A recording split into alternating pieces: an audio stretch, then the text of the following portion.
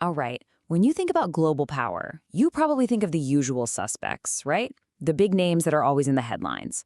But today on The Explainer, we're looking at a player who's been making some serious moves, quietly changing the whole game.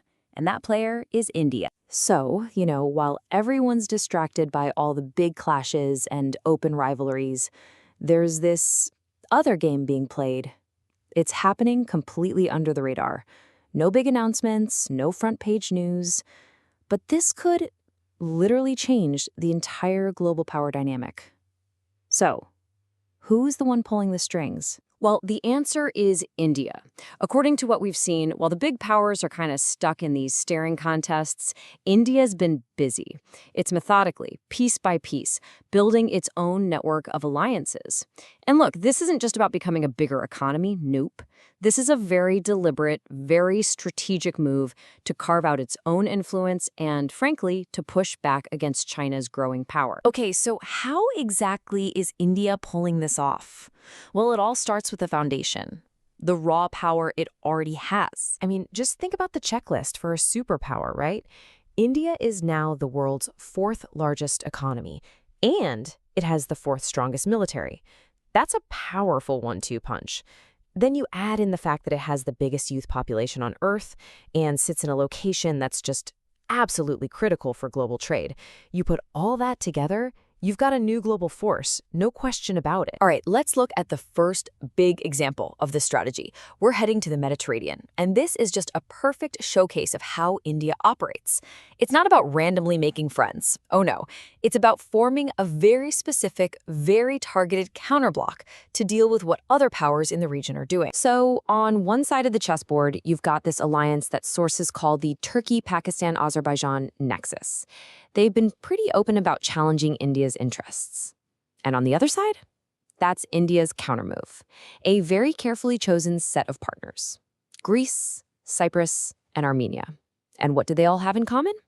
They all have their own beef with Turkey. And we're not just talking about friendly handshakes and photo ops here. This is real hard power. With Greece, India gets naval access to the Med. They're doing joint drills. They have a new defense pact. With Armenia, it's even more direct. India's become a huge arms supplier, sending them crucial radar and rocket systems.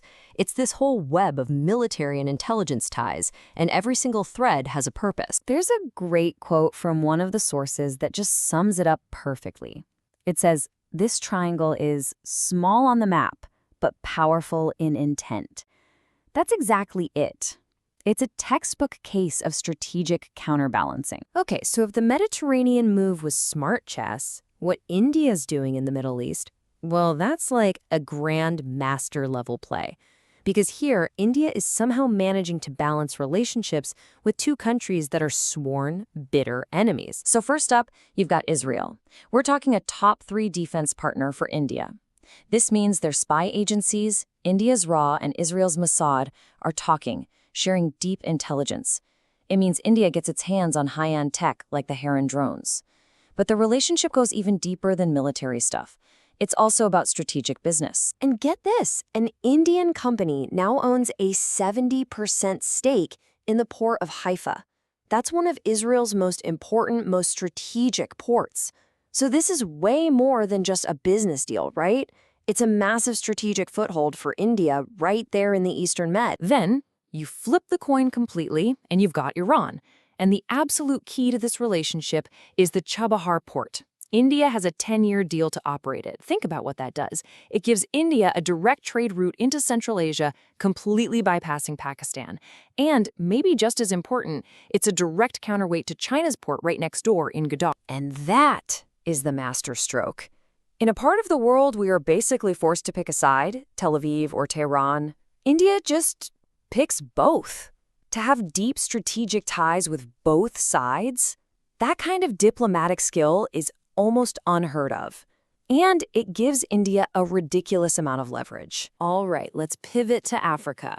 Because here, India is playing a totally different game than its main rival, China. We're not talking about those infamous debt trap projects. India's strategy is all about building trust, providing military training, and fostering real partnerships. And you can see how this has grown step by step over the years. It started with things like becoming the top source of imports for Mauritius. Then it got more serious, sending elite Marcos commandos to Mozambique to do training, then ramping up naval cooperation with Kenya. It's all part of a long game, an investment in these relationships. So why these specific countries? Well, each one is a strategic piece of the puzzle. The base in Mauritius lets India keep an eye on major shipping routes.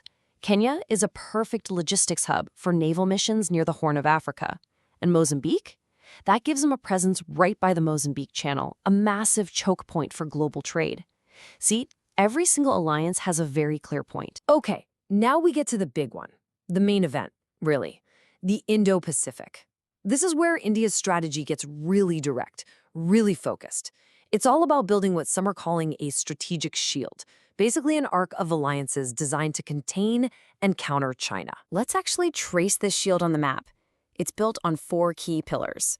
You've got Japan up in the north, a tech giant and a key partner in the Quad. Then you have the Philippines sitting right on a super important maritime choke point.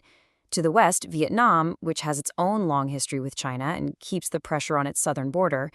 And then, holding it all down in the south, you have Australia. And again, this isn't just talk. The $375 million deal to sell the advanced BrahMos missiles to the Philippines, that was a huge moment, a real game changer. It was the first time India exported a major missile system like this, and it basically announced to the world, we are now a major defense exporter, and their Armenia key partner, right in the heart of the South China Sea. So when you step back and connect those dots, Japan, down to the Philippines, over to Vietnam, anchored by Australia, the picture becomes crystal clear. It's a chain, an arc of defense deals and partnerships that is slowly, methodically tightening around China. And finally, let's be clear, none of these newer, flashier moves would even be possible without India's core foundational allies. These are the deep, long-standing partnerships that form the absolute bedrock of its power. And right at the top of that list is Russia. For decades, Russia has been the backbone of the Indian military. Think about this. Over 70% of India's military gear comes from Russia.